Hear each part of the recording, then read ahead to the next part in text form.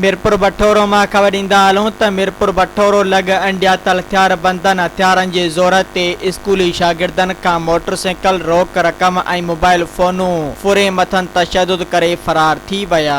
ॾियार जे link road ते ॿिनि अंडियातल फॉरन school जे शागिर्दनि खलील ॿारनि ऐं फरहान नसीर ॿारनि खां हथियारनि जी ज़ोरत ते सीडी मोटरसाइकिल 2 मोबाइल फोनूं ऐं रोक रक़म फुर करण बाद खेनि सख़्त तशद्दुद जो निशानो बणाए फरार थी वया।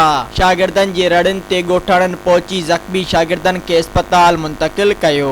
अस्पताल में मौजूद शागिर्दनि जे वालिद अहमद ॿारनि मीडिया खे ॿुधायो त मुंहिंजा पुट स्कूल पढ़ी वापस ॻोठ तरफ़ अची रहिया हुआ त ॾियार रोड लॻ ॿिनि फोरन हथियारनि जे ज़ोर ते खेनि रोके मोटरसाइकिल मोबाइल फोनूं ऐं रोक रक़म फुर करे फरार थी विया।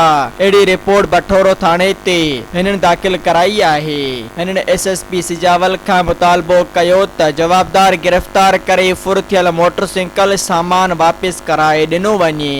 सब्सक्राइब कयो अवामी न्यूज़ HD खे ऐं ताज़ा तरीन ख़बरुनि लाइ ॾिसंदा रहो अवामी न्यूज़ HD।